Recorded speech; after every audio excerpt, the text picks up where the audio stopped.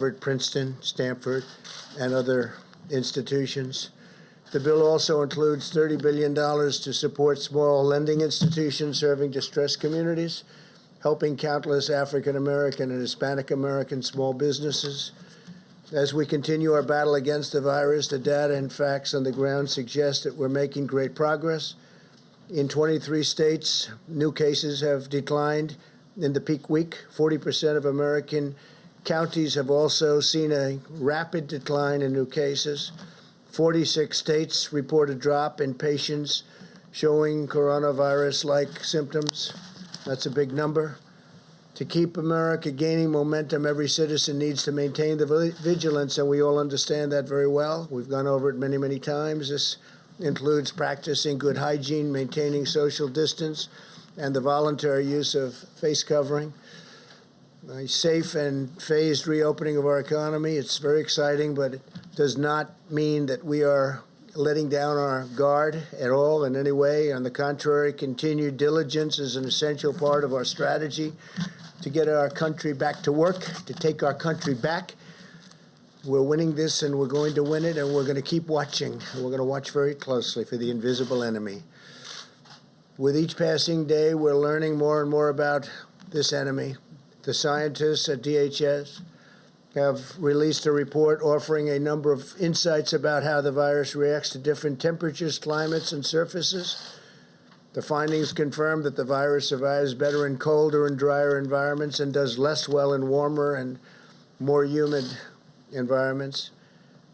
I have to say that very excitingly, we're going to have somebody up.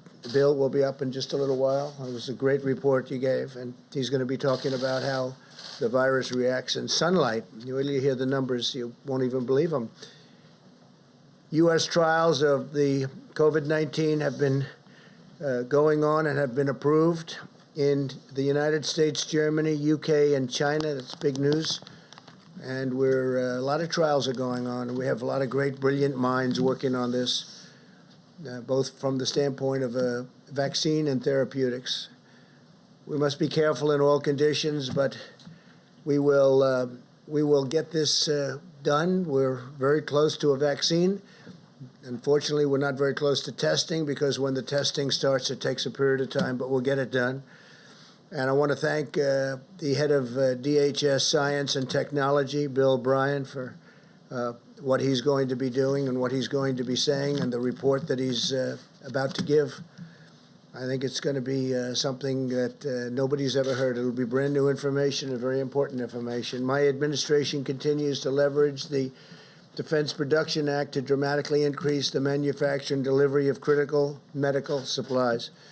We finalized 3 contracts to produce 39 million more N95 masks in 90 days. And as you know, we're also using a sterilization process, some great equipment that will sterilize the masks up to 20 times per mask. So that's like ordering 20 times more masks. And it's working very well. We just want the hospitals and the institutions where it is to use it. A lot of people don't use it. They're so used to getting a new mask. They don't want to use it. They want to go and immediately get a new one. We're asking them to use the sterilization process. Every bit as good, up to 20 times. Think of that.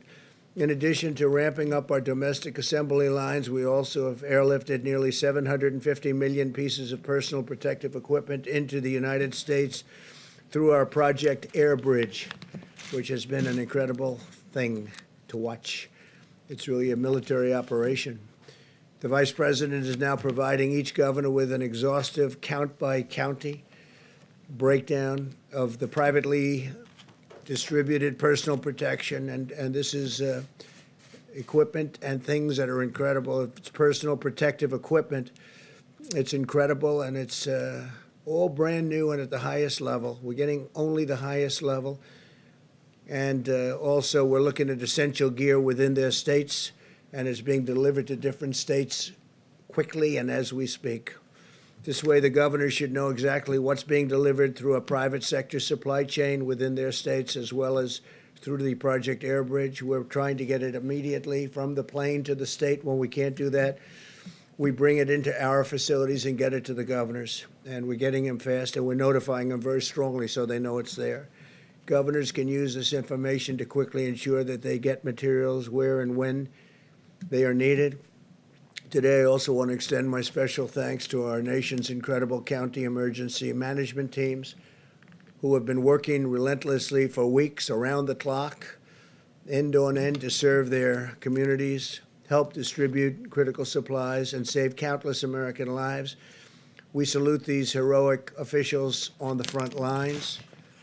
As we continue to develop potential therapies, the FDA has recently begun a national effort to expand access to convalescent plasma donated from the blood of those who have recovered from the virus. The blood of these donors contains antibodies that can potentially reduce the severity of the illness in those who are sick, and frankly, those that are very sick. Nearly 3,000 patients are now enrolled in the Expanded Access Program receiving transfusions nationwide. And I want to thank all of the people that recovered for what they've done. They, as I said yesterday, they raise their hand when they barely can walk, and they're saying, I want to donate blood, I want to donate whatever it is that you want, because we want to help people. It's really quite incredible. Convalescent plasma will also be used to manufacture a concentrated antibody treatment that does not have to be matched with a particular blood type. This concentrated antibody treatment could be used as a preventative measure to keep healthcare workers and other high-risk populations from contracting the virus in the first place. Very big deal. Clinical trials of these products are slated to begin within weeks, and we can maybe have a fairly quick solution. I urge Americans to get in there and keep doing what you're doing, because, again, we want those people recovering or recovered from coronavirus to contact their local blood and plasma donation center to learn how they can help. And they've been so great, and I just appreciate it. My administration has also partnered with leading, and we have really been establishing some great partnerships with leading technology companies and scientific journals to create a database of 52,000 scholarly articles on the virus that can be analyzed by artificial intelligence. Top AI experts are now using this wealth of data to gain insights into potential therapies. And we're collaborating with tech firms, universities, and our national labs to harness American supercomputers in the search for treatments and vaccines. That search is going on, and it's being, I think you'll see in the future, you'll see it's very successful. Ultimately, it'll be a tremendous success. Great progress is being made at a rapid pace, a pace like no other. We have every hope that with the full might and resources of American science and technology, and with the courage and devotion of the American people who have been so incredible, we will end this plague, and together we will restore the full measure of American strength and power and prosperity. Our country is going to do fantastically well. You see what's going on. There is a pent-up demand in our country to get it back right where it was, and maybe even better, and that's what's going to happen. So with that, I'd like to ask Mike Pence to come up, Vice President, say a few words, please, Mike. Thank you, Mr. President, and good afternoon. Today, the White House Coronavirus Task Force met, and while our hearts are with the families of those who have lost their life to the coronavirus and those who are struggling with serious illness today, our team, led by Dr. Deborah Birx, informs us that the data continues to show promising signs of progress. The New York metro area, New Jersey, Connecticut, Detroit, and New Orleans all appear to be past their peak, and we are seeing consistent declines in hospitalization and cases in regions across the country. Our only conclusion is that we're getting there, America, because the American people have put into practice the President's guidelines of social distancing, because you've been listening and adhering to the guidance of state and local officials. We're making meaningful progress, in a very real sense, sparing Americans to be exposed to the coronavirus, and in no less extent, saving lives. Our task force actually believes, Mr. President, that if we continue these mitigation efforts in the days ahead, as states implement their policies, including phased reopening that will preserve those gains, we do believe by early summer we could be in a much better place as a nation. with much of this coronavirus epidemic behind us. Earlier today, we also had a conference call led by Secretary Ben Carson and leaders from HUD about the President's announcement yesterday that he is repurposing the White House Opportunity and Revitalization Council to focus on the impact of the coronavirus on minority communities. Secretary Carson will convene the council tomorrow and will be reporting tomorrow afternoon on their progress. We want to thank the more than 270 leaders of organizations dedicated to housing, homelessness, and improving the lives of people across our urban communities, not only for being with us today, for the way they have partnered with our administration and partnered with state and local officials to put the health of all of their constituencies first. As the President mentioned, you'll receive a report that our task force received formally this week from Bill Bryant of the Science and Technology Directorate at the Department of Homeland Security. He will outline, as the President said, encouraging news about the impact that heat and sunlight have on the coronavirus, which will increase the confidence that we feel about the coming summer. On the subject of testing, at the present moment, we have reports of 4.93 million tests having been performed across America, and encouraging news as states have been engaging commercial labs at a higher level across the country. Yesterday, our commercial lab system did more than 100,000 tests in a single day. So we're beginning to activate all of the capacity. And tomorrow, at the President's direction, our task force will convene a conference call with all of the nation's governors to talk about their progress that they are making on testing. And we're going to hear from governors about the practices that and methods that they are employing to significantly increase testing following our briefing about capacity in laboratories this past Monday. For instance, Governor Mike DeWine just announced that Ohio's testing has been greatly expanded after the FDA approved Thermo Fisher's new extraction reagent, saying in his words that the action, quote, probably doubled, maybe even tripled testing in Ohio virtually overnight. Governor Tim Walz of Minnesota announced, along with the state's healthcare system, the Mayo Clinic, and the University of Minnesota, what he described as a breakthrough for rapid, widespread testing, able to test more than 20,000 people using a molecular test per day. Governor Kim Reynolds of Iowa launched the Test Iowa initiative that will triple testing capacity by partnering with Nomi Health and Domo. She also worked with the University of Iowa hospitals to leverage further capacity. And Governor Eric Holcomb and Governor Andy Beshear of Indiana and Kentucky, respectively, both announced additional drive-through testing locations. Our priority has always been to focus first on those impacted by the coronavirus and then on those extraordinary healthcare workers ministering to their needs every day. And I know, Mr. President, how proud you are that our men and women in uniform have come alongside our healthcare workers in communities most impacted. And I know the American people are proud as well. As of today, FEMA reports that 35,000 National Guard have been deployed across the country to aid in our coronavirus response.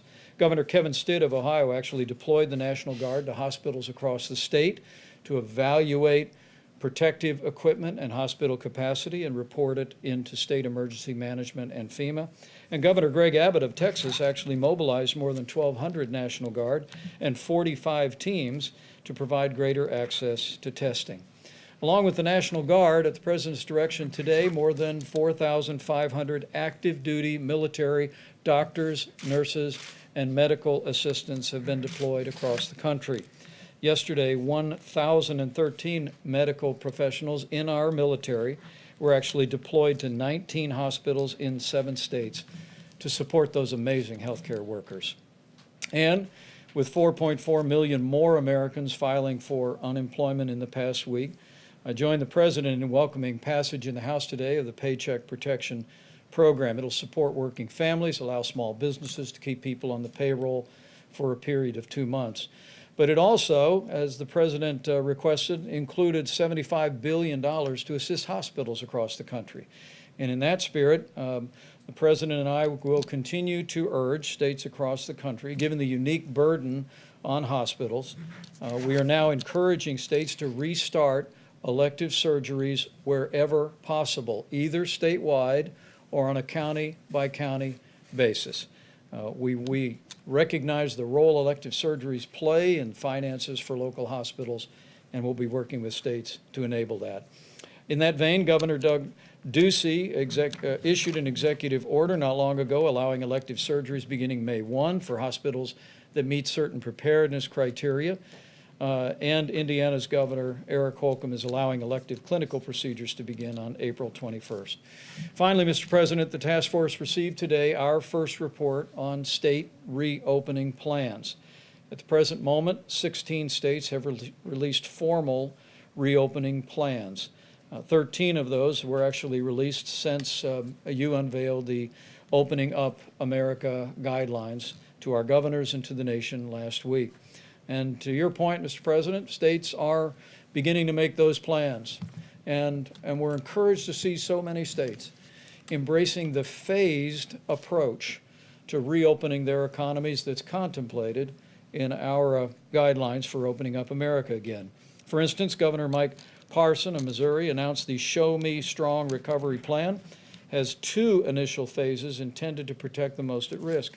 Governor Tom Wolf announced the plan for Pennsylvania that would begin May 8th, will end a stay-at-home order for just portions of Pennsylvania, but the plan, again, requires regions to have fewer than 50 new positive cases per 100,000 for a period of 14 days, and it also lays out a phased reopening roadmap. Governor Kate Brown of Oregon updated their framework for reopening, doing 3 phases, again, on a county-by-county basis, and Governor Brad Little of Idaho released Rebound Idaho in just the last few days that will consist of 4 phases and require specific criteria that Idaho and businesses need to meet to begin to reopen. Mr. President, with the guidelines to open up America again, states are making plans. And at your direction, our task force will continue to work very closely, providing them with the data, providing them with the resources to be able to implement those plans in a safe and responsible way. So with that, let me just end where I began and to say thank you to the American people. The progress that we are seeing is a testament to what all of you have done, to our extraordinary healthcare workers, to a partnership between the federal government and to state and local officials. And I'm confident it's also owing to the prayers of millions of Americans each and every day. All of that combined, we're slowing the spread. We're protecting the most vulnerable. We're saving lives. And every single day, we are one day closer to opening up America again. With that, Mr. President, I'd be pleased to call Bill forward.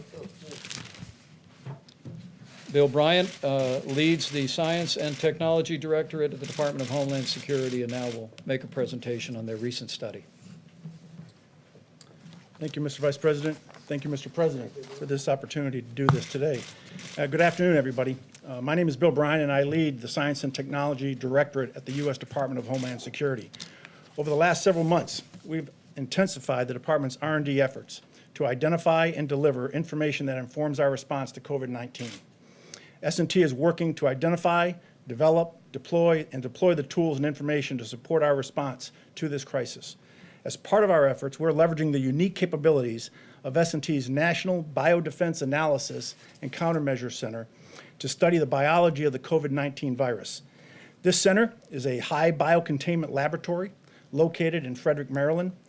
It was established in the early 2000s in response to the Amerithrax attacks, and where we study, characterize, analyze, and develop countermeasures for biological threats to the homeland. We work closely with the CDC, FDA, HHS, and also our Department of Defense colleagues and many others. Yesterday, I shared the emerging results of our work that we're doing now with the Coronavirus Task Force. And today, I would like to share certain trends that we believe are important. If I may have the first slide, please. And while that's coming up, our most striking observation to date is the powerful effect that solar light appears to have on killing the virus, both surfaces and in the air. We've seen a similar effect with both temperature and humidity as well, where increasing the temperature and humidity, or both, is generally less favorable to the virus. So let me illustrate with this first slide. If you look to the right, you'll see that term half-life with a bunch of time stamps on there. First, let me tell you what a half-life is. We don't measure the virus as far as how long will it live on the surface. We have to measure the decay of the virus in terms of its half-life, because we don't know certain elements. We don't know how much a person expectorates when he spits, right? When he sneezes, whatever the case may be, we don't know how much virus is in there. So that has a bearing on how long the virus is going to be alive and active. So we measure it in half-life, because half-life doesn't change. So if you look at an 18-hour half-life, what you're basically saying is that every 18 hours, the life of the virus is cut in half. So if you start with 1,000 particles of the virus, in 18 hours, you're down to 500. In 18 hours after that, you're down to 250, and so on and so forth. That's important as I explain the rest of the chart. If you look at the first 3 lines, when you see the word surface, we're talking about non-porous surfaces, door handles, stainless steel. And if you look at as the temperature increases and as the humidity increases with no sun involved, you can see how drastically the half-life goes down on that virus. So the virus is dying at a much more rapid pace just from exposure to higher temperatures and just from exposure to humidity. If you look at the 4th line, you inject the sunlight into that, you inject UV rays into that, the same effects on line 2 at 70 to 75 degrees with 80% humidity on the surface, and look at line 4, but now you inject the sun, the half-life goes from 6 hours to 2 minutes. That's how much of an impact the UV rays has on the virus. The last 2 lines are aerosols. What does it do in the air? We have a very unique capability. I was discussing this with the president prior to coming out. He wanted me to convey it to you on how we do this. I believe we're the only lab in the country that has this capability. But if you can imagine a Home Depot bucket, a 5-gallon Home Depot bucket, we're able to take a particle, and this was developed and designed by our folks at the NBAC. We're able to take a particle of the virus and suspend it in the air inside of this drum and hit it with various temperatures, various humidity levels, multiple different kinds of environmental conditions to include sunlight. And we're able to measure the decay of that virus while it's suspended in the air. This is how we do our aerosol testing. We worked with Johns Hopkins Applied Physics Lab, and we actually developed a larger drum to do actually more testing, and it's 4 times the size of that. So this is the capability that we bring to this effort. So in summary, within the conditions we've tested to date, the virus in droplets of saliva survives best in indoors and dry conditions. The virus does not survive as well in droplets of saliva, and that's important because a lot of testing being done is not necessarily being done, number 1, with the COVID-19 virus, and number 2, in saliva or respiratory fluids. And thirdly, the virus dies the quickest in the presence of direct sunlight under these conditions. And when you look at that chart, look at the aerosol as you breathe it. You put it in a room, 70 to 75 degrees, 20% humidity, low humidity. The half-life is about an hour. But you get outside and it cuts down to 1.5 minutes. Very significant difference when it gets hit with UV rays. Mr. President, while there are many unknown links in the COVID-19 transmission chain, we believe these trends can support practical decision-making to lower the risks associated with the virus. If I could have my next slide, and while that comes up, you'll see a number of some practical applications. For example, increasing the temperature and humidity of potentially contaminated indoor spaces appears to reduce the stability of the virus. And extra care may be warranted for dry environments that do not have exposure to solar light. We're also testing disinfectants, readily available. We've tested bleach, we've tested isopropyl alcohol on the virus, specifically in saliva or in respiratory fluids. And I can tell you that bleach will kill the virus in 5 minutes. Isopropyl alcohol will kill the virus in 30 seconds, and that's with no manipulation, no rubbing, just spraying it on and leaving it go. You rub it and it goes away even faster. We're also looking at other disinfectants, specifically looking at the COVID-19 virus in saliva. This is not the end of our work as we continue to characterize this virus and integrate our findings into practical applications to mitigate exposure and transmission. I would like to thank the President, thank the Vice President for their ongoing support and leadership to the Department and for their work in addressing this pandemic. I would also like to thank the scientists, not only in S&T and the NBAC, but to the larger scientific and R&D community. Thank you very much. Bryant. Mr. Bryant. Thank you very much. So I'm going to ask Bill a question that probably some of you are thinking of if you're totally into that world, which I find to be very interesting. So supposing we hit the body with a tremendous, whether it's ultraviolet or just very powerful light, and I think you said that hasn't been checked, but you're going to test it, And then I said, supposing you brought the light inside the body, which you can do, either through the skin or in some other way. And I think you said you're going to test that, too. Sounds interesting. Right, and then I see the disinfectant, where it knocks it out in a minute, 1 minute. And is there a way we can do something like that by injection inside or almost a cleaning? Because you see it gets on the lungs and it does a tremendous number of the lungs. So it'd be interesting to check that. So that you're going to have to use medical doctors with. But it sounds interesting to me. So we'll see. But the whole concept of the light, the way it kills it in 1 minute, that's pretty powerful.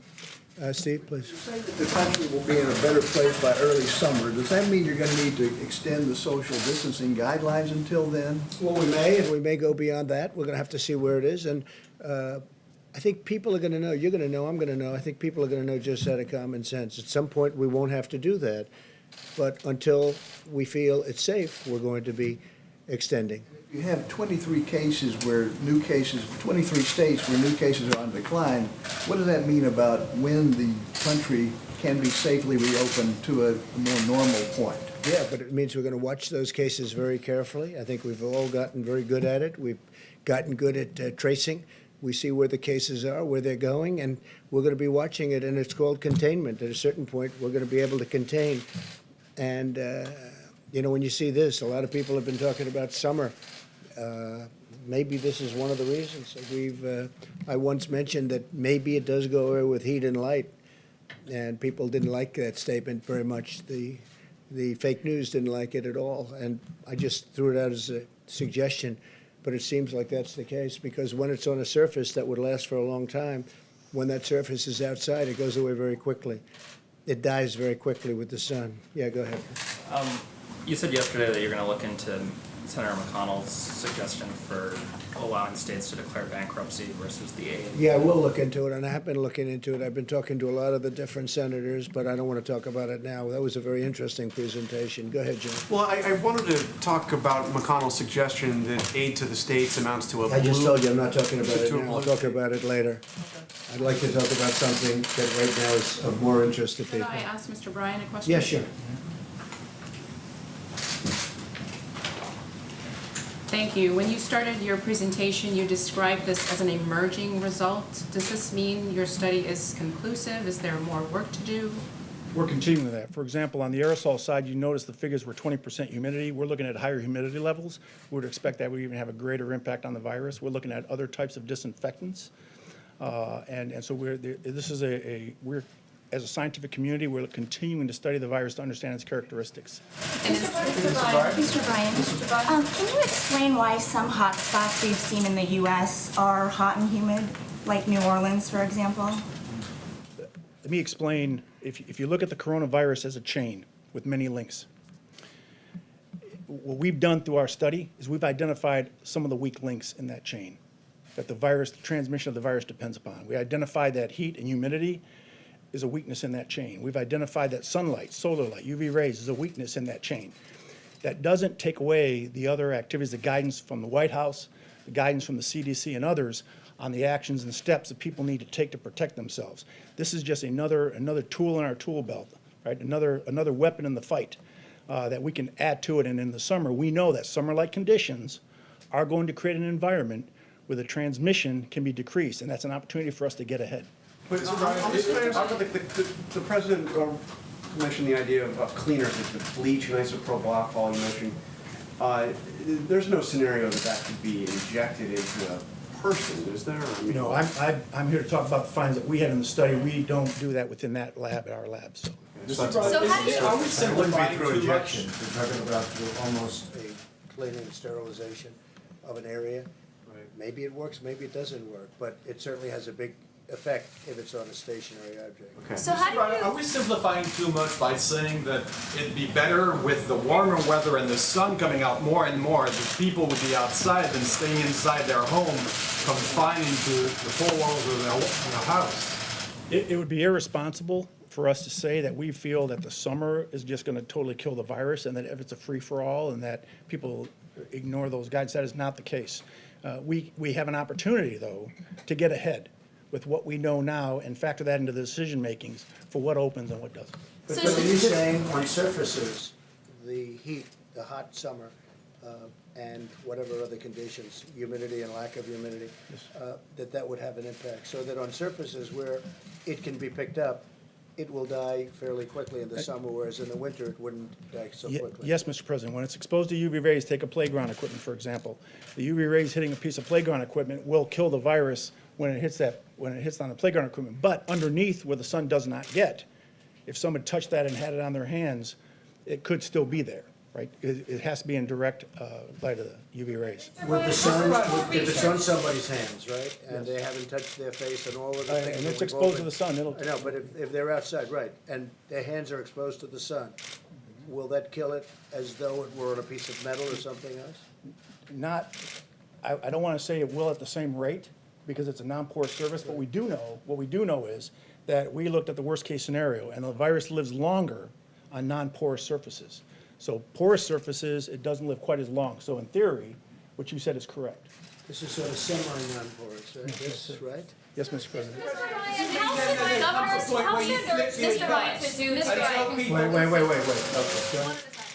Bryant, how should governors who are opening their states, working on that, incorporate the findings of this study into those guidelines?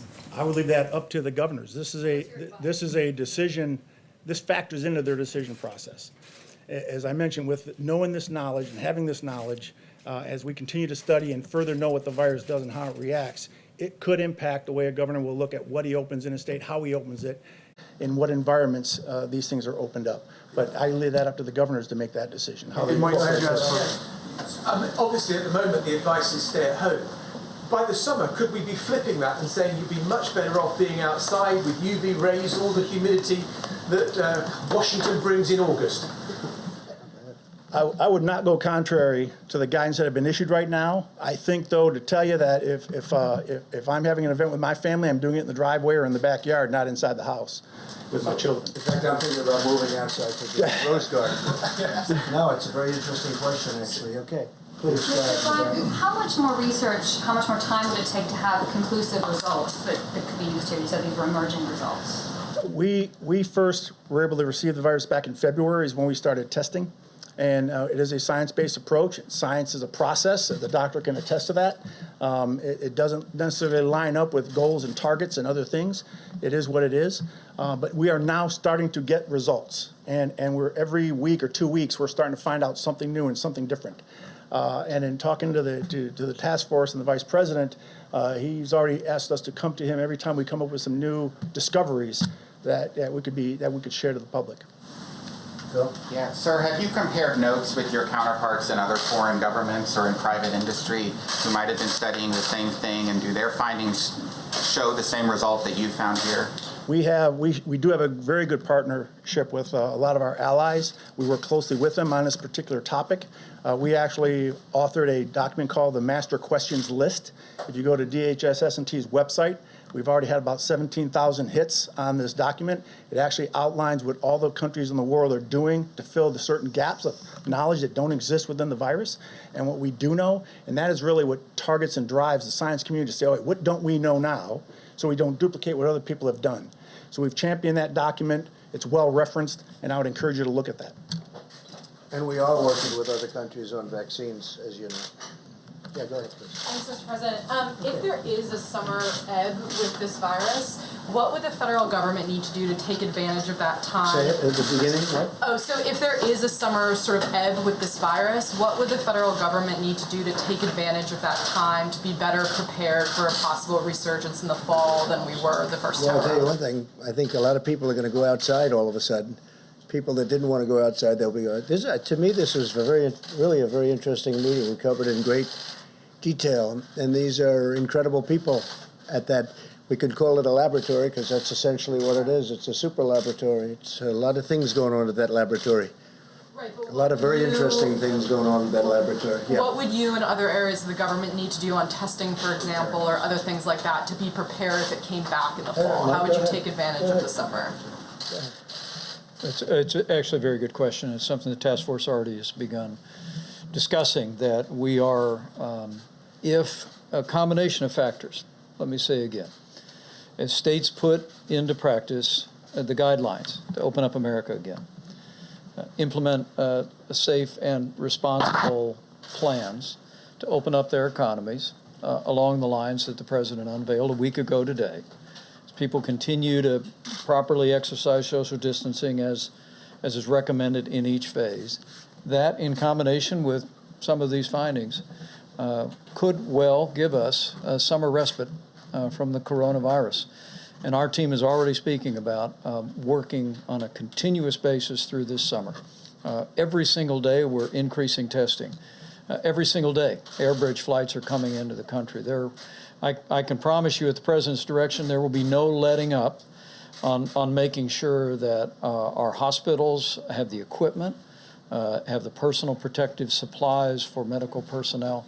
There'll be no letting up on the development of therapeutics by our great pharmaceutical companies or driving toward a vaccine as soon as it is possible to make available to the public. And there'll be no letting up on continuing to scale testing, already more than anyone in the world, but by next fall we'll have a broad range of testing, a variety of different means. And that's why we say with confidence that should the coronavirus reemerge at any point next fall or next winter, we will be prepared to deal with it, identify it, do the contact tracing and isolation to ensure that we deal with this epidemic in the manner that we deal with infectious diseases. Okay. Yeah. Mr. President, on the subject of medical research, why have you stopped promoting hydroxychloroquine as a cure? I haven't at all. What do you say I have? We'll see what happens. We've had a lot of very good results, and we had some results that perhaps aren't so good. I don't know. I just read about one, but I also read many times good. So I haven't at all. And it's a great for malaria, for lupus, for other things, and we'll see what it is. But I guess, Deborah, they have many studies going on that, so we'll be able to learn. Looked at the veteran study that shows that the death rate is higher. I have not seen it. Go ahead, please. Mr. President, we're now over 26 million new jobless claims over 5 weeks. Yeah. How the Vice President talked about this summer getting better, but what do your economists tell you about the time it's going to take to you in the U.S. to create Well, I know those a jobs lot back? about economists. August, Yeah. September, Sure. October? Well, let me go. We know the rest of the question, right? So I know a lot about economists, and the answer is they have no idea. I think I have as good an idea as anybody, and I think our economy will start to pick up very substantially as soon as the states get open, and that's happening as we speak, and it's actually very exciting, and people are just thrilled to see it, because our country has to get back to work. They want to get back to work. You see that, whether it's a demonstration or just in talking to people. They're going to get back to work, and they're going to get back to work very fast. States are advanced.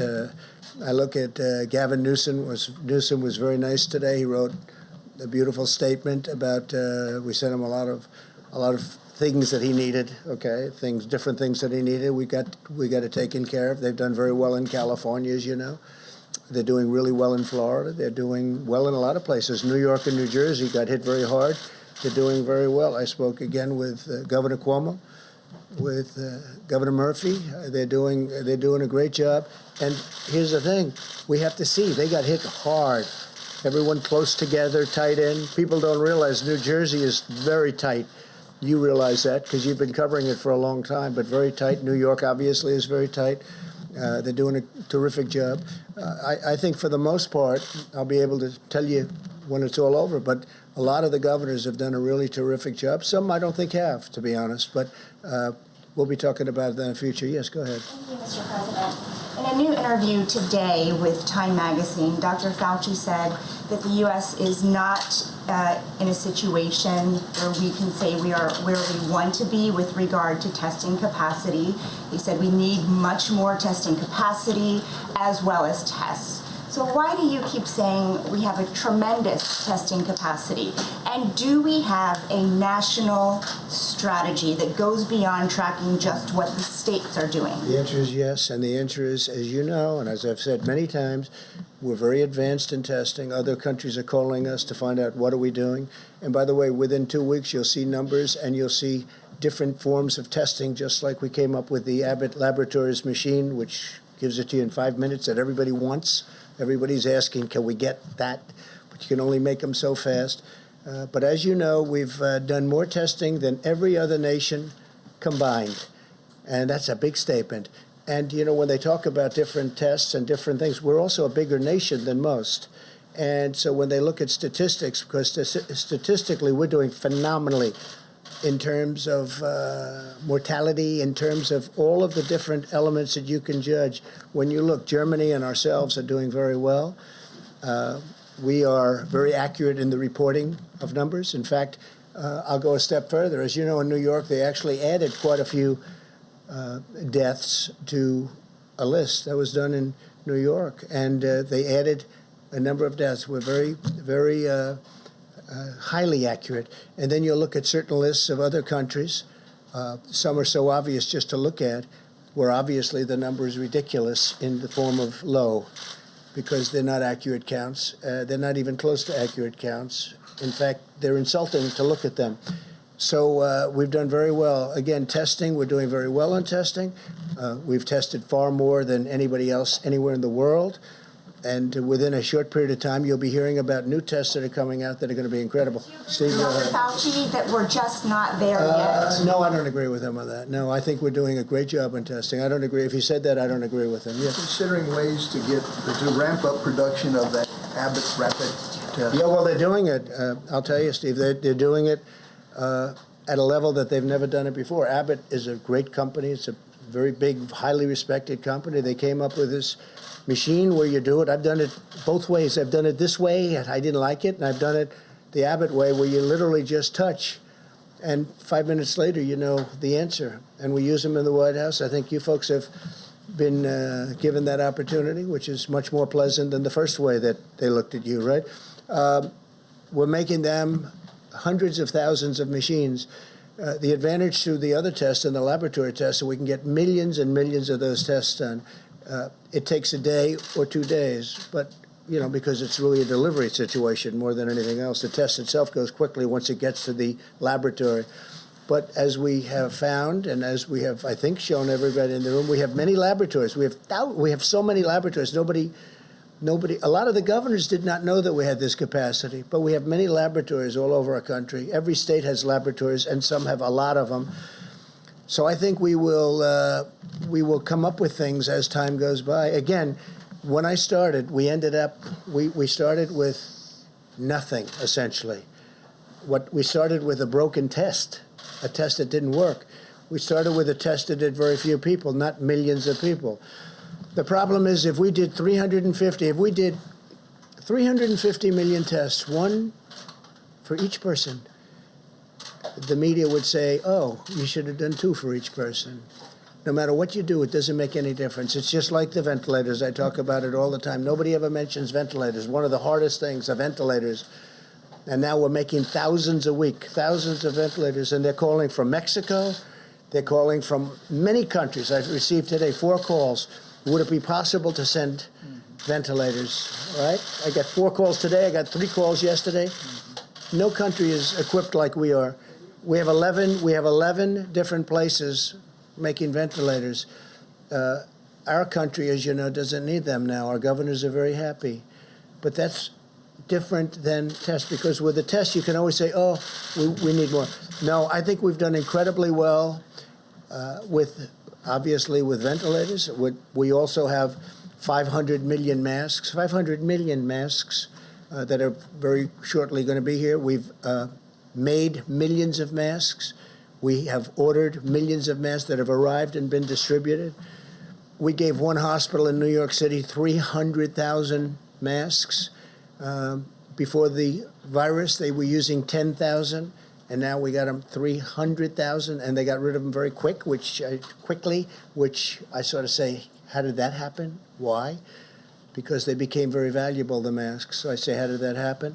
But we've done an amazing job, and we've worked with the governors. And when the governors weren't able, again, they're the first line. When they weren't able to get something like ventilators, they couldn't get ventilators. They could have bought them.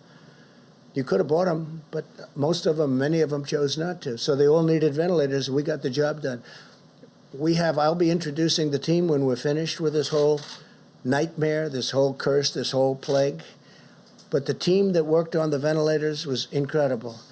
And the team that and it's a little bit interchangeable, but the team that's working on the testing is truly an incredible team. These are brilliant people. And they're doing it for the country. They're not doing it for other reasons. Some have been very successful. They're doing it for the country. Mr. President, Yes. the House has now passed, since you were here, the relief bill. Right. I'll be As you signing know, it probably tonight. As you know, there's no aid to states and localities in that bill.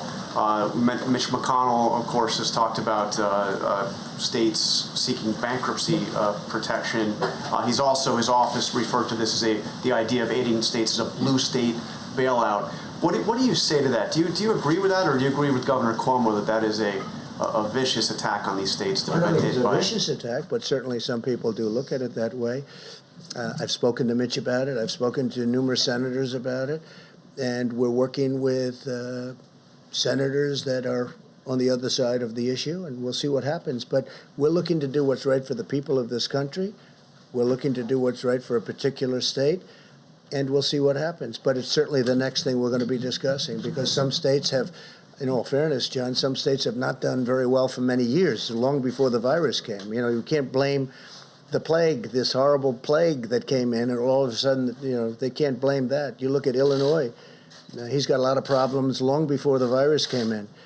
And so we'll be talking about it. It'll be a subject for a period of time. And right now we've made this incredible deal for the workers and for small business. And I'm very happy that Harvard didn't get covered. We actually never sent them the check. But they were very nice about it. We never sent them the money. The old-fashioned way is the check. The new way is send them the money. And we didn't send them the money. And but they were very understanding, and they were very nice about it. So was Princeton, so was Stanford, so were a number of other schools that you just don't associate with this money. So were big companies, as you know many of them. It was a relatively small amount of money compared to the whole, very small amount of money compared. But we wanted to be fair. We wanted to go to the people that it's supposed to go to. Are you open to this idea of state and local? I'm open to ideas that are going to be great for the people of this country. And if we can help states, we're always going to help states. Now, there's different ways of helping states. Some ways are better than others. So we're looking. It is interesting that the states that are in trouble do happen to be blue. It is interesting. You know, if you look around, I mean, the states that seem to have the problem happen to be Democrat. And New York and New Jersey got hit by this, but New York and New Jersey were in a lot of trouble long before the plague came. And they were, they had a lot of problems long before the plague came.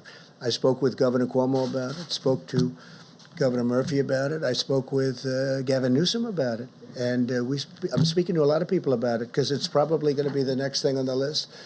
A lot of people understand very well what Mitch is saying, and they also understand the other side of the problem, and I'll be speaking about it. We're going to do the right thing for our country, and the right thing for a lot of great people. Okay? Yeah, Mr. President, after the presentation we just saw about the heat and the humidity, is it dangerous for you to make people think they would be safe by going outside in the heat, considering that so many people are dying in Florida, considering that this virus has had an outbreak in Singapore, places that are hot and are humid? Here we go. The new headline is Trump asks people to go outside. That's dangerous. Here we go. Same old group. You ready? I hope people enjoy the sun. And if it has an impact, that's great. I'm just hearing this, not really for the first time. I mean, there's been a rumor that, a very nice rumor that you go outside in the sun or you have heat and it does have an effect on other viruses. But now we get it from one of the great laboratories of the world, I have to say. Covers a lot more territory than just this. This is probably an easy thing, relatively speaking, for you. I would like you to speak to the medical doctors to see if there's any way that you can apply light and heat to cure. If you could. And maybe you can, maybe you can't. Again, I say maybe you can, maybe you can't. I'm not a doctor. But I'm like a person that has a good, you-know-what. But, sir, you're the president. Deborah, have you ever heard of that? The heat and the light relative to certain viruses, yes, but relative to this virus? Not as a treatment. I mean, certainly fever is a good thing when you have a fever. It helps your body respond. but not as I've not seen heat or I think it's a great thing to look at. I mean, okay? Respectfully, sir, you're the president, and people tuning into these briefings, they want to get information and guidance and want to know what to do. They're not looking for rumors. Phil, I'm the president, and you're fake news. And you know what I'll say to you? I'll say very nicely, I know you well. I know you well, because I know the guy. I see what he writes. He's a total faker. So are you ready? Are you ready? Are you ready? It's just a suggestion from a brilliant lab by a very, very smart, perhaps brilliant man. He's talking about sun, he's talking about heat, and you see the numbers. So that's it. That's all I have. I'm just here to present talent. I'm here to present ideas, because we want ideas to get rid of this thing. And if heat is good, and if sunlight is good, that's a great thing as far as I'm concerned. Go ahead. Mr. President, you talked a moment ago about vaccines and that we're close. How close do you think, the Oxford University study says they could have one by September. Do you think the pharmaceutical companies in the US around They could have one of what? They could have a vaccine ready, tested by Oxford's September. one, Johnson & Johnson is working. They're also working together. You have many companies working together on a vaccine. But then do you think they can scale up production, and the pharmaceutical companies will be able to do that quickly? We'll scale it up. If we had a vaccine, it'll be scaled up very quickly. In fact, some of the companies, Johnson & Johnson is one, is scaling up already before they have the final answer. A number of companies are doing that. You'll save a lot of time. The normal is you scale up after. I have to say the FDA has been fantastic. Stephen Hahn, Dr. Hahn, has been fantastic. They're moving along rapidly. Would you say, would put a time scale on when you... No, I don't want to put a time scale, because then the media, the so-called media, lamestream media, will say, he said a time. I don't want to say times, because every time I say a time, if you don't hit it, they'll say, so I don't want to talk about time. But I will say that there's been tremendous progress made over the last month. And can I just ask a very quick question? You spoke to Boris Johnson this week. I just wonder how he sounded, how he was. When do you think he'll be back at work? He called me a few days ago. I will tell you, he sounded incredible. I was actually surprised. I thought it'd be like, oh, Donald, how are you? He was ready to go. I'm very surprised to tell you this. It's like the old Boris. Tremendous energy, tremendous drive. I was very surprised, because he called me almost, pretty close to when he got out of the hospital. I think he's doing great. He was so sharp and energetic. Pretty incredible. He's an incredible guy. He's a friend of ours and a friend of mine. He loves our country. He loves his country a lot, but he loves our country. He respects our country. And they're lucky to have him over there. Please. Mr. President, you a couple days ago said that you might reach out to Kim Jong-un directly, but also that you were working to find out if those reports about him being in possible medical trouble were true. I'm wondering if you've either... I hope he's not in medical trouble. I hope he's not. Have you heard anything from North Korea? I got along very well with him. Here we are. You would have been in a war with North Korea if I didn't get elected president. Remember, I was going to be the one that took us into war my first day in office, okay? Here we are. Look at what's happened. Withdrawal. We're bringing people home. We're not going to serve as policemen all over the world. I don't want to be policemen all over the world. But have you been able to learn? And yet I've rebuilt our military to a level that it's never been built at before.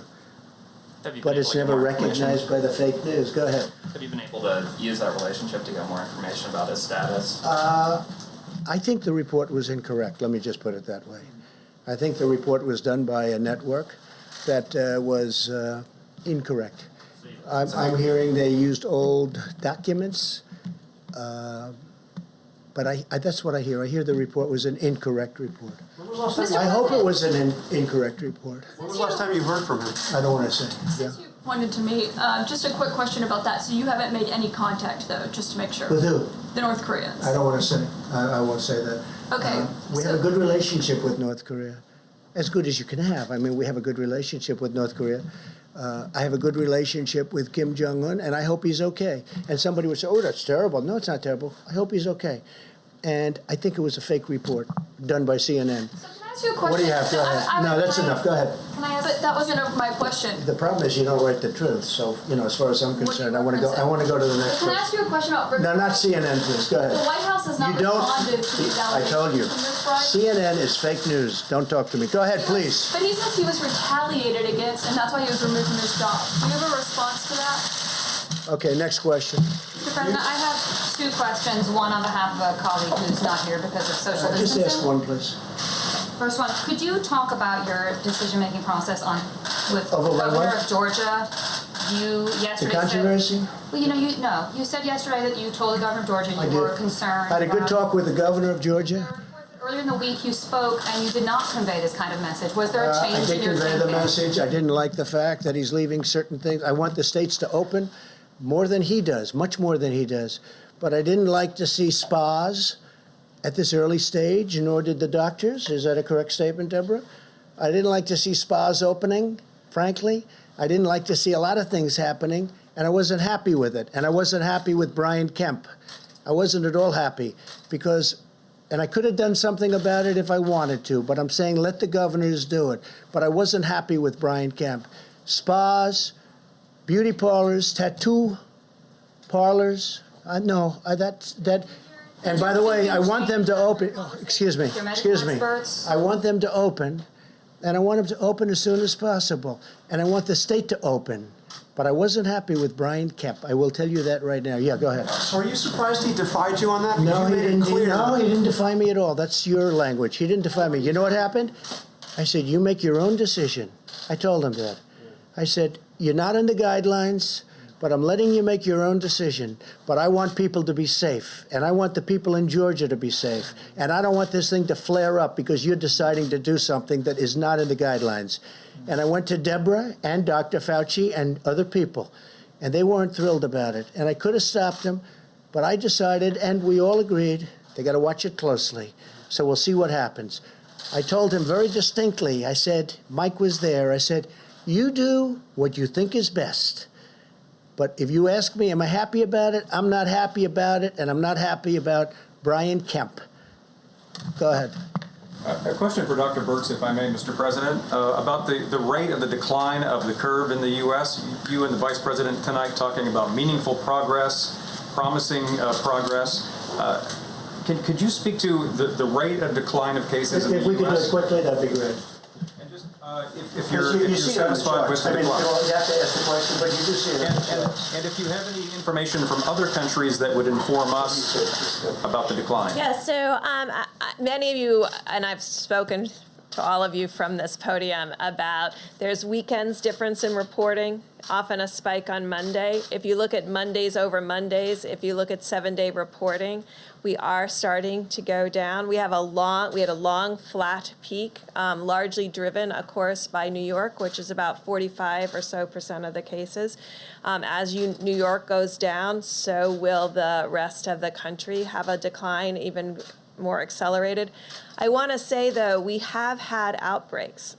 We've had outbreaks in specific prisons. We've had outbreaks in specific nursing homes. We've had outbreaks in specific plants. And when that happens, that adds 200, 300, 400 cases on that single date.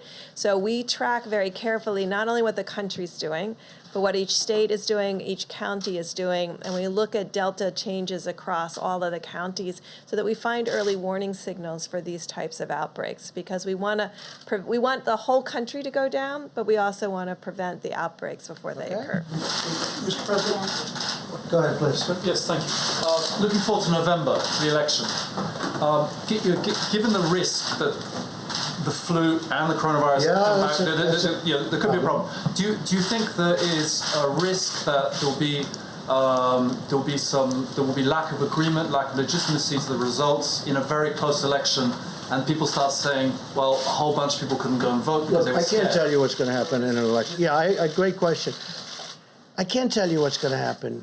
We have a sleepy guy in a basement of a house that the press is giving a free pass to, who doesn't want to do debates because of COVID, and lots of things are happening, right? And I watched a couple of interviews, and I say, oh, I look forward to this.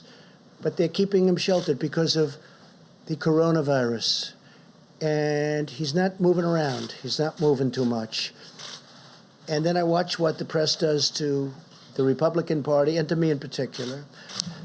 We had the greatest economy ever put together. We were doing, this is a month and a half ago, We were doing numbers the likes of which we've never done. African American, Asian American, Hispanic American, best employment numbers ever in the history of our country.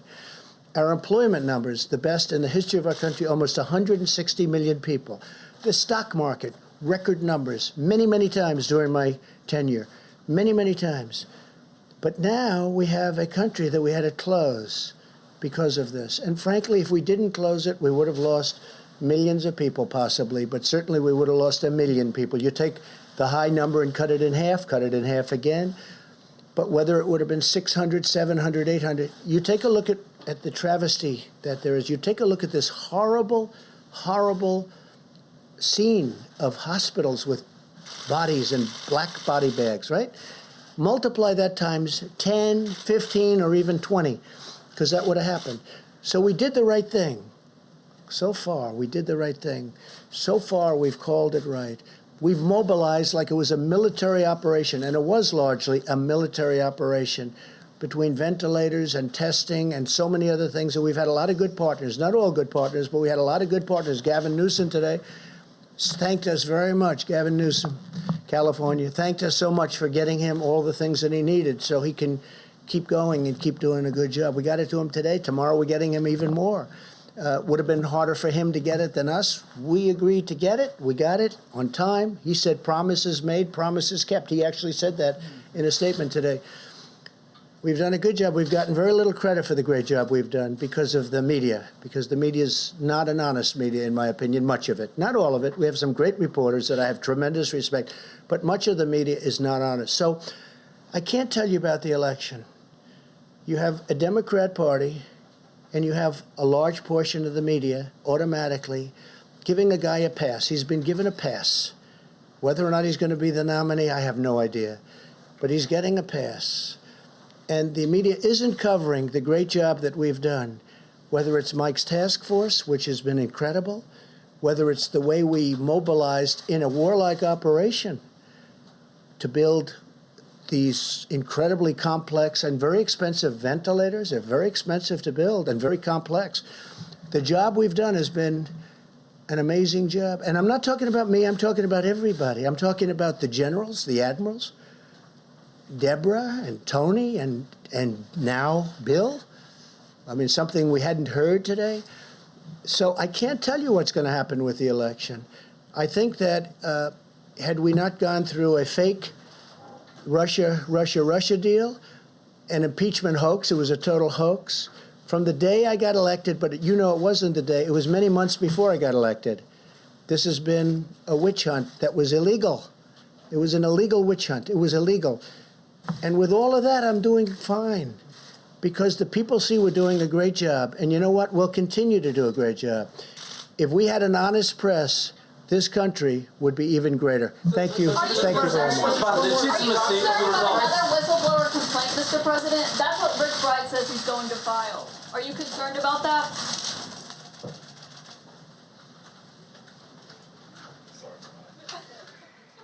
All right, we've been watching the president and his coronavirus task force. The president was asked whether the social distancing and other guidelines will have to go beyond the current 30-day time period, and the president said until we feel it's safe, we'll be extending testing. The president at one point was also asked why he's stopped promoting hydroxychloroquine. He said, we'll see what happens. He's read some good things, also read one not good thing. Vice President Mike Pence talked about promising signs of progress, he called it, and said that if mitigation efforts continue, that by early summer, we could be in a much better place as a nation. Let's go ahead and bring back Francesca Chambers. She's a White House correspondent for Mcclatchy. We hope to have her join us in just a moment. But what we heard there towards the end of that briefing was the president talking about several other topics. At one point, he was asked about Dr. Rick Bryant. You'll recall that's that top vaccine expert who has asserted that he was forced out of his job because he did not go along with administration efforts to promote hydroxychloroquine. You heard the president ignore a question today about that assertion from Dr. Bryant. And I believe we do have with us now Francesca Chambers. Francesca, can you hear me? Yes, I can. Okay, great. Thank you so much. I know you were watching along with us. I really appreciate you joining us. Let's talk first of all about something that's been interesting to watch the evolution of the statements from the president about disagreeing with Georgia's Governor Brian Kemp on the reopening of certain parts of the economy in Georgia soon.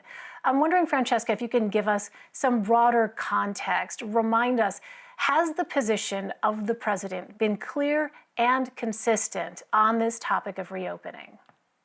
So first he said that he would have total authority to be able to tell states when they would be reopening. Then he kicked it to the governors and said that it would be up to them.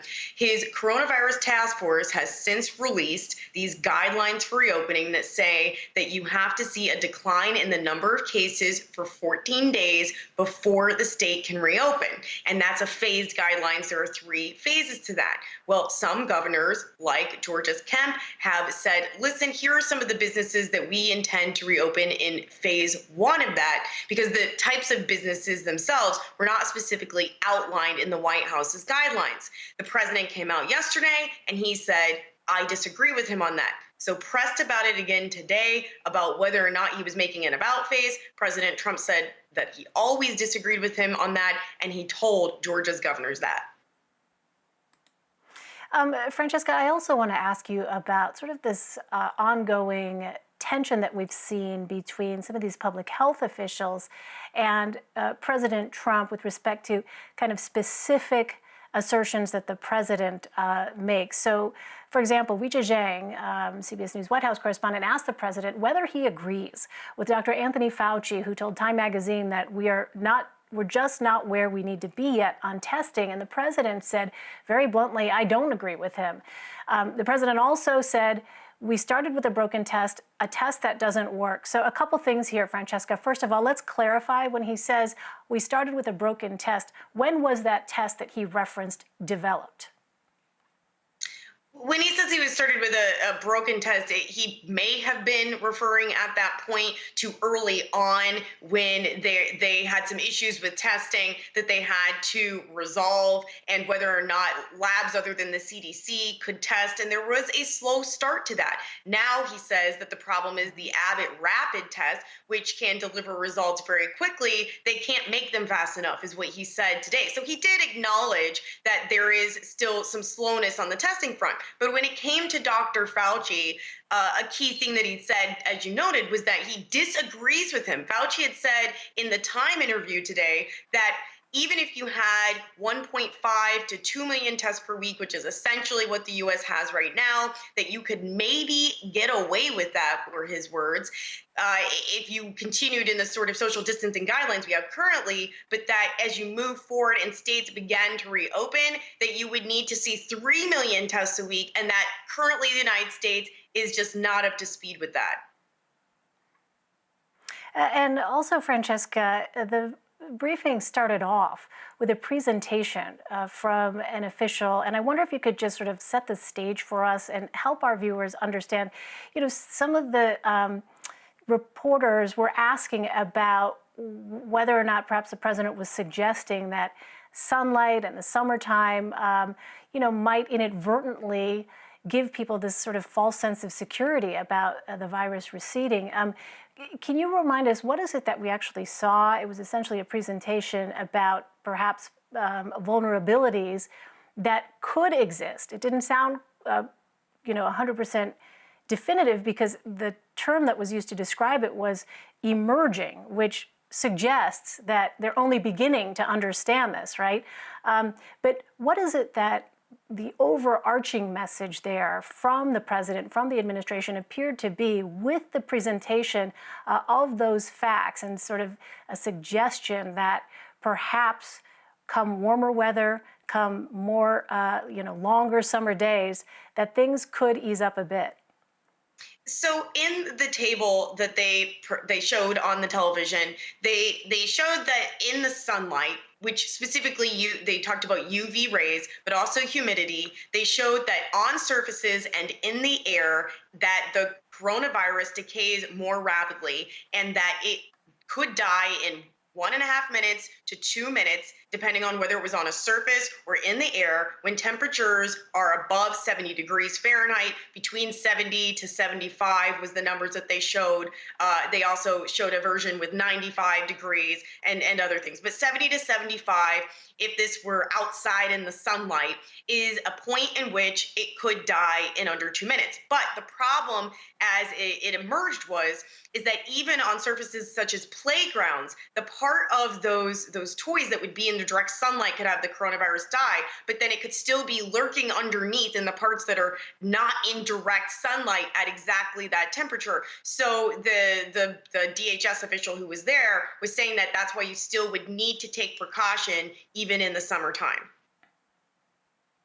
And, you know, it's interesting. The reason I ask that is because, you know, as we watch these briefings day in and day out, you know, the American people want to know how close, or a lot of Americans want to know, how close is the United States to the vaccine? How close is it to a proven treatment that works? And the way that you kind of approach things in the absence of those either vaccines or treatments that are proven to work, and the way to get a handle on things is through testing. But it seemed as though the administration very much would want to focus not on the question of testing, as we heard the president sort of push back there, both to, you know, Ouija's question and then other reporters in the room who tried to raise that as well.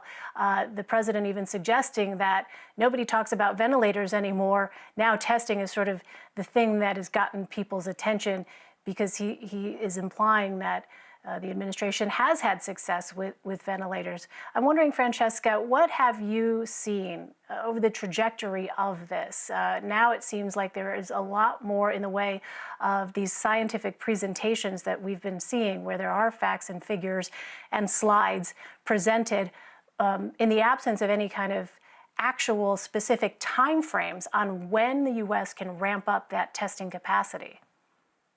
And Dr. Fauci didn't speak at today's task force briefing, and there has been a variety of medical professionals and administration officials who were there, but notably Dr. Birx, also sitting on the sidelines, jumped in when the president gave her the opportunity to, but the president was doing a lot of the talking. He noted that he's not a medical professional as he did that. And that is often very important, as you're pointing out, is what the medical professionals are saying versus the optimism of the president of the United States. And he was asked directly today about reopening and the summer and what we could expect to see in terms of social distancing guidelines. And he had said yesterday that in 4th of July, which in July 4th, that you could continue to see social distancing at his National Mall celebration. But today, when asked again directly about this, he did not want to say that we would continue to have to social distance. And so he's really continuing to straddle this line between wanting to reopen the country and get things, quote unquote, back to normal, and the reality of the situation as it may actually be when it comes to testing and other things like that. Right. I mean, clearly for the president, for other officials around the country who are looking at the reality of the fact that we are still so many months out from a vaccine, means some really difficult choices are ahead. All right, Francesca Chambers for us. Francesca, thank you so much for joining us. Thanks. And we are going to take a quick break. More news straight ahead. Stay with us. You're streaming CBSN. CBS News, always on.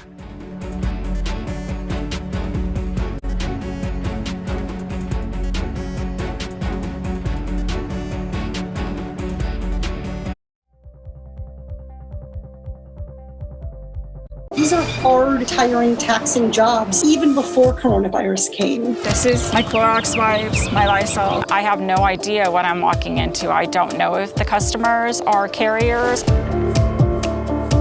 I feel privileged to be out here when so many people are out of work. Did you ever think that you would find yourselves at the front line? We have the opportunity to bring something valuable to the community, and that feels good. We have to be willing to change policy on a permanent basis to recognize and honor these workers. It doesn't seem like it's worth the risk that you endure every day. I have to do what I can to take care of myself and my family. If you had the choice, would you stay home? Maybe, yeah.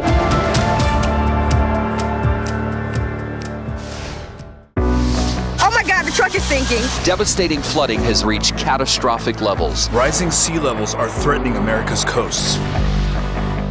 You would have to take that house and put it on stilts 10 feet tall. If the street is filled with salt water, what difference does it make how high you make your house? The concentration of the highest rental rates is exactly where the elevation is highest. This was the evidence to prove that carbon gentrification was real. Pay $1,800 in 5 days or you have to leave. Were you scared? Yes. Every single person who stood up and said, I am not paying this rent increase, received an eviction. Haitians built this place and you're getting kicked out. Yes.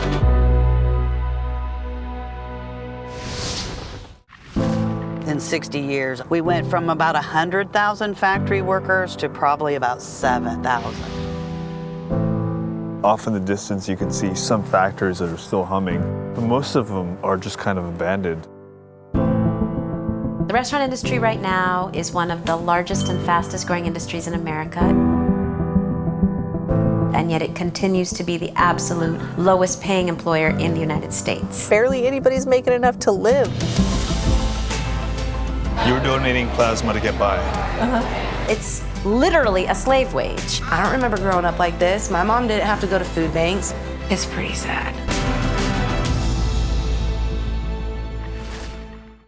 In times of uncertainty, Dr. Fauci, it does seem like so much of this we're making it up as we go along. when you have more questions than answers, Does flattening mean that we'll soon see a decrease, or does it suggest there's a plateau? well, that is a great question. There's one voice you can turn to for We truth, want to turn now to the important issue of mental health. understanding, How do we socially distance without emotionally distancing ourselves? and making sense of our world. We are all in this together. The CBS Evening News with Nora O'Donnell on CBS.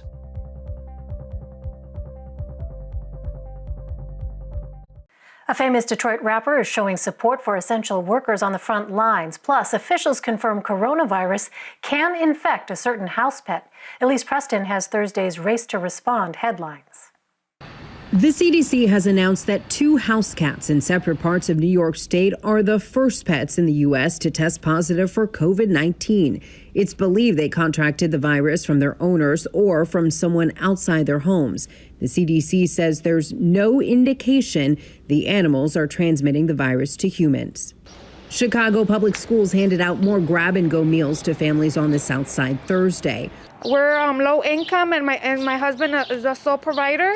So these meals they do help us a lot. One school estimates it distributes as many as 2,400 meals a week since the coronavirus pandemic shut down schools. And music superstar Eminem supported healthcare workers in Detroit by sending them a special meal. The Henry Ford Health System posted a photo of the donated containers with the label Mom Spaghetti, a reference to his hit song, Lose Yourself. Elise Preston, CBS News, New York. Our latest CBS News poll found the majority of Americans are prioritizing their health over the economic toll of coronavirus. 63% of people in the U.S. say they're worried stay-at-home restrictions could be lifted too fast and worsen the outbreak. Meanwhile, 37% feel the opposite. They say they're more concerned lockdowns are lifting too slowly and hurting the economy.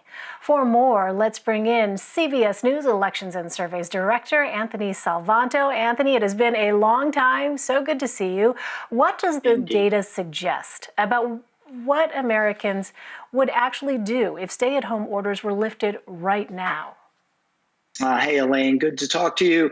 And that is exactly the right question because, of course, everybody's wrestling with these decisions about when to open things up. But it really depends on whether or not people would go out. Would they go out to more stores, go out to public events and public places?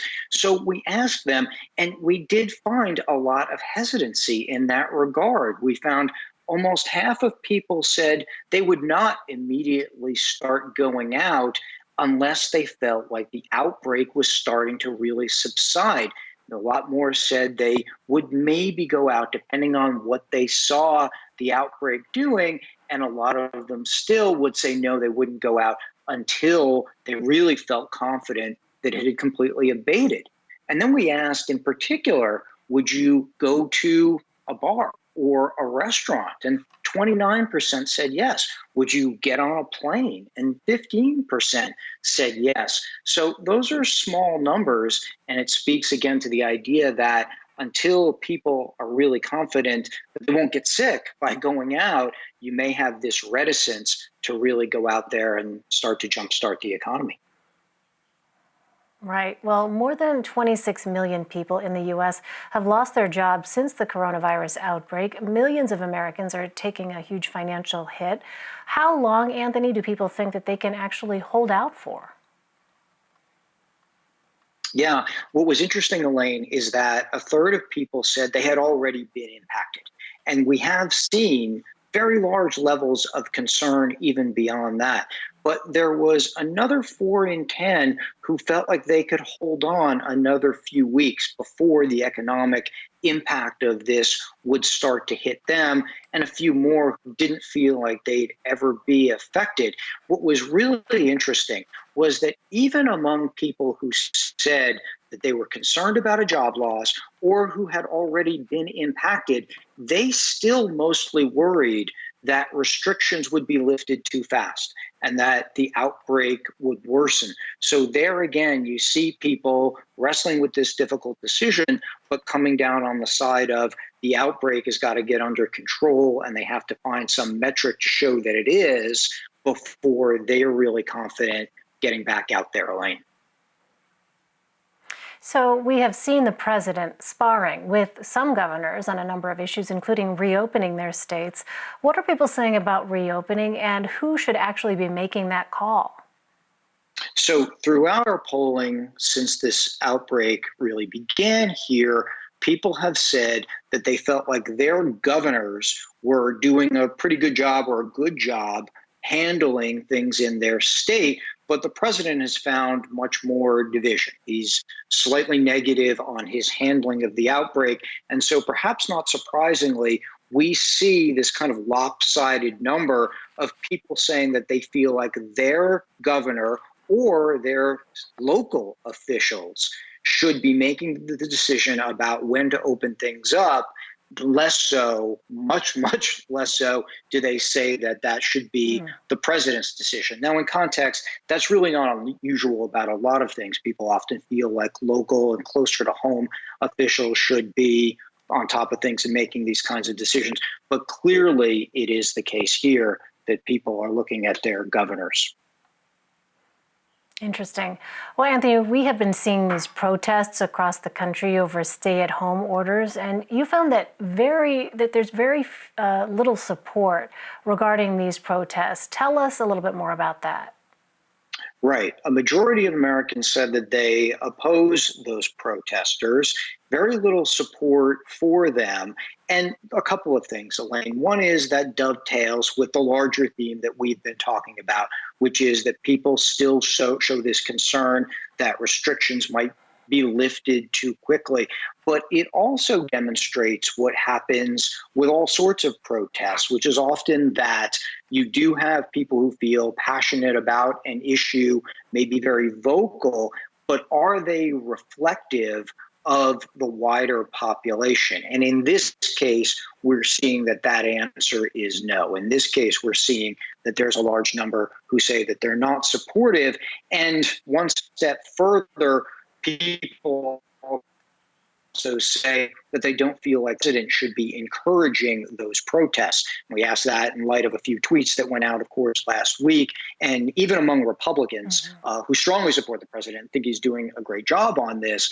But even among them, they're not necessarily sure that the president should be encouraging those protests either, Elaine. Interesting. Well, Anthony, you also found more people think the country is becoming divided over the medical and service workers on the front lines. How do Americans feel about them? So overall, we said, do you feel like the country is becoming more united as it fights against this outbreak, or more divided? And more people thought the country was becoming more divided.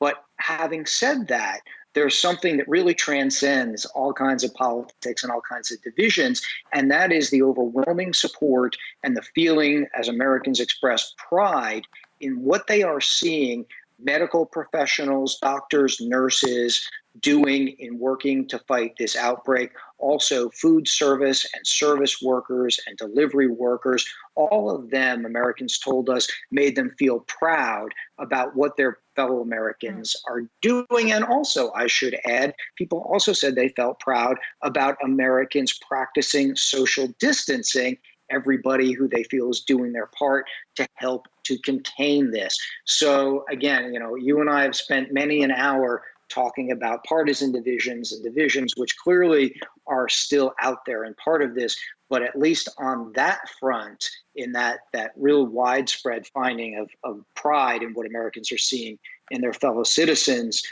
that part is cutting across all kinds of lines, Elaine. Right. Yeah, certainly nice to see that there are still some things that Americans can agree on in the midst of all of this. All right, CBS News Elections and Surveys Director Anthony Salvanto. Anthony, thank you very much. Take care. Thank you. More than 47,000 Americans have died from the coronavirus. New research suggests COVID-19 was silently spreading in at least 5 U.S. cities 1 month earlier than previously thought. Michael George has the latest from the epicenter of the outbreak. Demonstrators in Michigan held signs supporting President Trump's re-election as they urged Governor Gretchen Whitmer to reopen the economy. There's businesses hurting. Families are about to go bankrupt. Georgia's Governor Bryant is moving forward with plans to reopen Friday, giving tattoo parlors, nail salons, and gyms the green light, despite objections from health experts and the president. I'm going to let him make his decision, but I told him I totally disagree. In D.C., where the number of coronavirus cases surpassed 3,000 this week, Mayor Muriel Bowser says she's created an advisory group to address how to reopen safely. We all know that our community has made too many sacrifices to move forward too quickly. A new CBS News poll finds 70% of Americans say the nation's top priority should be slowing the spread of coronavirus, not getting the economy going. In New York, where another 438 residents died Wednesday, Governor Andrew Cuomo lashed out at Senate Majority Leader Mitch McConnell for suggesting states like his should declare bankruptcy instead of looking for more federal funds. Let New York State declare bankruptcy. Let Michigan declare bankruptcy. Let Illinois declare bankruptcy. Let California declare bankruptcy. You will see a collapse of this national economy. So far, Governor Cuomo says about 3,000 people in New York have screened for COVID antibodies. Preliminary results suggest nearly 14% had them, a sign that almost close to 3 million people in New York may have been infected and recovered. Michael George, CBS News, New York. A new program is allowing more people who are out of work to file for unemployment. Naomi Ruckham has the details. Coronavirus shutdowns first hit restaurant workers and others in the service industry. Now layoffs are rippling through the economy, with more white-collar workers and healthcare professionals losing jobs. 4.4 million Americans filed for unemployment benefits last week. That brings the total number of jobs lost in 5 weeks to approximately 26 million. Now, economists are trying to project when this could really start to come down. The hope, and this is a hope, is that by the middle to end of May that these claims drop down to what would be sort of normal recessionary levels, and normal would be hundreds of thousands, certainly not millions. Millions of those out of work are self-employed, including Heidi Julian. She owns a dog walking business, and with all her clients staying at home, she hasn't made money in a month. The self-employed people haven't been able to collect unemployment before. But now, self-employed gig workers and independent contractors can apply for benefits through their states under the Pandemic Unemployment Assistance Program. I'm grateful that they have included us in this package. I wish that it had come a little sooner for myself and for others. Salon owner Sharon Jackson Bailey hopes she qualifies as well. If I can't pay rent, I've been here 24 years. It would be sad for me to lose it just for that. Bailey is in Massachusetts, which is taking applications. But with each state determining who is eligible for what money, it could be several weeks before many states are ready to distribute funds. Naomi Ruckham, CBS News, New York. Dangerous tornadoes ripped through parts of the South Wednesday, leaving at least 6 people dead and dozens injured. Janet Shamlian reports on how the region is now bracing for more severe weather. Uprooted trees litter neighborhoods in the town of Unalaska. Everything was just like real calm, and then all of a sudden it swished. The tornado hurled a pine tree at Nick Prager's home. It went 15 feet in the air and landed right on top of the house. First responders scrambled on the ground and from the air as Texas officials reported residents could be trapped in their homes. There were also deaths in Oklahoma as a tornado whipped across the city of Medill. It looked like a sandstorm as heavy winds ripped apart this Oklahoma steel and wire warehouse, tossing debris through the air. The funnel cloud could be seen from miles away, and homes in the area suffered major damage. We were praying. We were huddled together in a corner, just trying to stay away from the door. And in Louisiana, crews began cleaning up overnight after a tornado there left at least one person dead. The devastation made some communities unrecognizable, homes flattened, reduced to piles of rubble. People are now getting a look at the extent of the damage here. It is widespread, and cleanup will take weeks. Janet Shamlian, CBS News, Unalaska, Texas. Businesses in Vietnam began reopening Thursday after being on lockdown for 3 weeks. The country has not reported any new coronavirus cases this past week. It's one of the few areas with no reported COVID-19 related deaths.